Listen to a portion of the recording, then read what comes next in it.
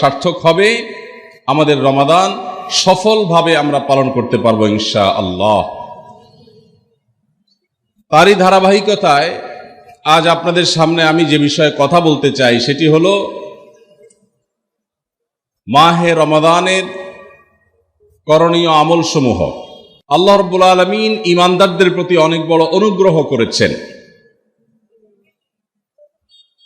বছরের 11 মাস একজন ঈমানদার জান্নাত প্রত্যাশী মানুষ জান্নাতের পথে এগিয়ে যাওয়ার জন্য যে পরিমাণ নেক আমল, যে পরিমাণ ইবাদত, যে পরিমাণ তাকওয়ার চর্চা করার কথা, শয়তানের প্ররোচনার কারণে, আমাদের ঈমানের দুর্বলতার কারণে, নানা কারণে সেটাতে আমরা পিছিয়ে থাকি।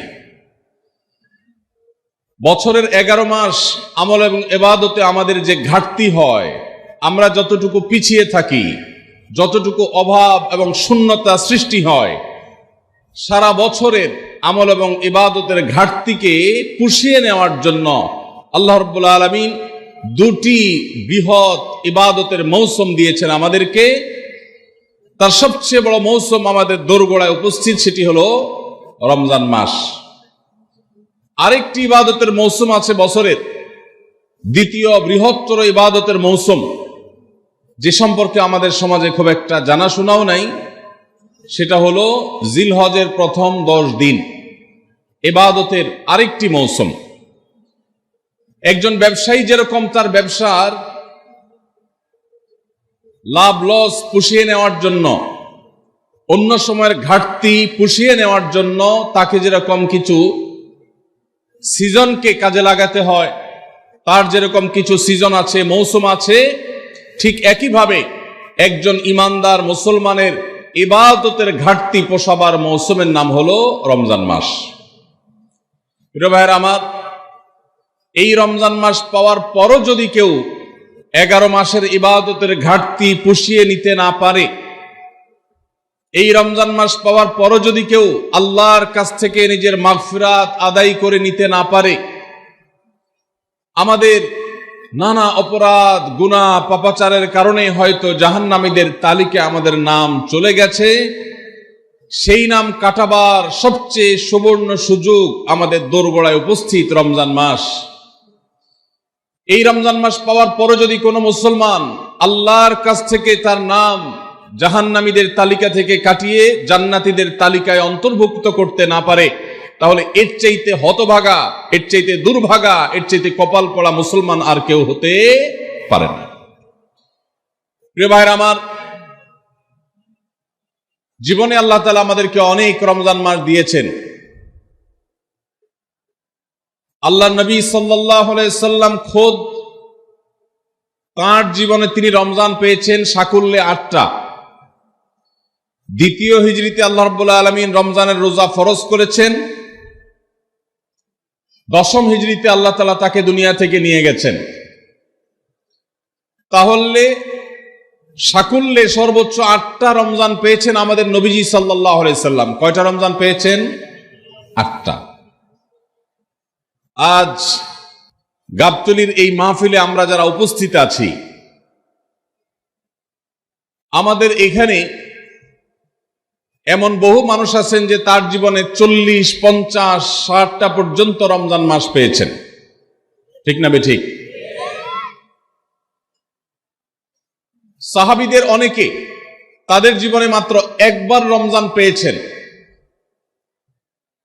হয়তো ইসলাম গ্রহণ করেছেন রমজানের আগে, রমজান মাসটা পেয়েছেন, এরপরে হয় মৃত্যু হয়ে গেছে, আর না হয় জিহাদের ময়দানে শহীদ হয়ে গেছেন। একটা রমজান জীবনে পেয়েছেন। বহু সাহাবী আছেন 2টা, 4টা রমজান পেয়েছেন। অনেক সাহাবী আছেন জীবনে একটা রমজানও পান নাই, ইসলাম গ্রহণ করেছেন, এরপরে আল্লাহর রাহে জিহাদে শামিল হয়েছেন, রমজান আসার আগে দুনিয়া থেকে চলে গেছেন। তাহলে আমরা যারা জন্মসূত্রে মুসলমান, তাদের যার যত বছর বয়স তিনি ততগুলো রমজান পেয়েছি। সাহাবীরা যেখানে মাত্র জীবনে 2, 4, 6টা, 8টা, 10টা রমজান পেয়ে তারা জান্নাত প্রাপ্তির দৌড়ে এগিয়ে গেছেন, আমরা জন্মসূত্রে মুসলমান হয়েও জীবনে 40-50টি রমজান পাওয়ার পরও আমরা অনেকেই জান্নাত প্রাপ্তির দৌড়ে এগিয়ে যেতে পারি নাই। এর চেয়ে বড় দুর্ভাগ্যের বিষয় আর কিছু হতে পারে না। ভাইরা আমার, এই জন্য আসন্ন রমাদান আর কয়েকদিনের মধ্যে যে রমজান শুরু হতে যাচ্ছে, আসুন এইবারের রমজান সম্পর্কে একটা সংকল্প করি, শপথ করি। এই রমজান জীবনের অন্য 10টি রমজানের মতো কাটাবো না। এই রমজানকে আমি ব্যতিক্রম, সম্পূর্ণ ভিন্নতর, সম্পূর্ণ আমল এবং ইবাদত এবং তাকওয়া চর্চার মধ্য দিয়ে আল্লাহর মাগফিরাত, নাজাত নিজের করে নেওয়ার মধ্য দিয়ে আমার এই রমজানকে আমি সার্থক করার চেষ্টা করব ইনশাআল্লাহ। ভাইরা আমার, রমজানের আমল ইবাদত কিভাবে করব, কোনটা করব কোনটা করব না, এই সম্পর্কে যথেষ্ট ধোঁয়াশা আমাদের মধ্যে আছে। আমাদের এই দেশে মুসলমানদের কাছে রমজান মাস মানে 4টি কাজ। রমজান মাস মানে কয়টা কাজ? 4টা কাজ। রমজান মানে হলো রোজা রাখা, তারাবির নামাজ পড়া, আর সাহরি খাওয়া, ইফতার খাওয়া, ব্যাস। রোজা, তারাবি, সাহরি, ইফতার, এই 4 জিনিসের নাম হলো আমাদের মুসলমানদের রমজান মাস। অথচ আমাদের প্রিয় নবী সাল্লাল্লাহু আলাইহি ওয়াসাল্লাম রমজান মাসে এই 4 কাজের বাইরে আরো অনেক আমল, অনেক কর্মসূচি, অনেক কার্যতালিকা, অনেক আমলের তালিকা তিনি আমাদেরকে দিয়েছেন, যেটা আমরা মুসলমানরা অনেকেই জানি না। আজ আমরা নবী করিম সাল্লাল্লাহু আলাইহি সাল্লাম আমাদেরকে রমজান মাসে যে সমস্ত আমল করতে বলেছেন, আমরা সেই সমস্ত আমলের কথা আপনাদের সঙ্গে খুব সংক্ষেপে শেয়ার করব ইনশাআল্লাহ। কারণ আমি নবী করিম সাল্লাল্লাহু আলাইহি সাল্লামের হাদিস থেকে এবং কোরআনে কারীম থেকেও 27টি আমলের কথা আপনাদের সঙ্গে শেয়ার করব ইনশাআল্লাহ, যার সবগুলোই রমাদানের জন্য স্পেশাল, তবে অনেকগুলো রমজানের বাইরের সময়ও আমাদের পালনীয় এবং করণীয়। এ বিষয়ে আমরা এই বছর প্রথমবারের মতো একটা বই করেছি, আপনারা জানেন, মাহে রমজানের 27 আমল। এই বই থেকে আমি 27টি আমল আপনাদেরকে শোনাবো ইনশাআল্লাহ। আর আমি 27 আমল বলে শেষ করার পর প্রশ্নোত্তর সেশন শুরু করার আগে এই 27 আমল এক নিঃশ্বাসে বা এক টানে যদি কেউ শোনাতে পারেন, যে কয়জন শোনাতে পারবেন সেই কয়জনকে এই বই আমি ফ্রি উপহার দেব ইনশাআল্লাহ। যুবকরা চ্যালেঞ্জ নিতে রাজি আছেন তো ইনশাআল্লাহ? গত 2 বছর আগে সোনাইমুড়িতে, নোয়াখালীর সোনাইমুড়িতে আমি এই 27টি আমলের উপরে বক্তব্য রেখেছিলাম। আমাকে সোনাইমুড়ির এক যুবক বিস্মিত করেছে, চমৎকৃত করেছে, সারপ্রাইজড করেছে। সে এক দাঁড়ানোতে টানা 27টা আমল বলে দিয়েছে। আমি নিজে বইয়ের লেখক হয়েও আমি বলতে পারবো না, 27টা টানা বলতে পারবো না, একটু বেঁধে বেঁধে বলতে হবে। কিন্তু সেই তরুণ টানা 27টা বলে দিয়েছে। তো বগুড়ার যুবকরা এই চ্যালেঞ্জ নিতে রাজি আছেন ইনশাআল্লাহ? রেডি তো তাহলে? ঠিক আছে ইনশাআল্লাহ। আমি সাধারণত ওয়াজ করার পর কি করলাম সেটা আবার শুনি, ফিডব্যাক নেই। শুধু আমি ওয়াজ করে চলে যাব, পানি শেষে চলে যাব, মাছ ধরবো না, তা তো হয় না। এই জন্য আজকের ওয়াজের পরে মাছ ধরা হবে ইনশাআল্লাহ। ঠিক আছে তো ইনশাআল্লাহ? যে যত বেশি প্রশ্নের উত্তর দিতে পারবেন সে তত বড় মাছ, রুই কাতল হিসাবে বিবেচিত হবে ইনশাআল্লাহ। যদি আল্লাহ তাআলা আমাদেরকে মানুষ করে সৃষ্টি করেছেন, মাছের চাইতে অনেক শ্রেষ্ঠ আমরা, শুধু বুঝার সুবিধার্থে বলা। আল্লাহ আমাদেরকে মনোযোগের সাথে শোনা এবং আমল করার তৌফিক দান করুন।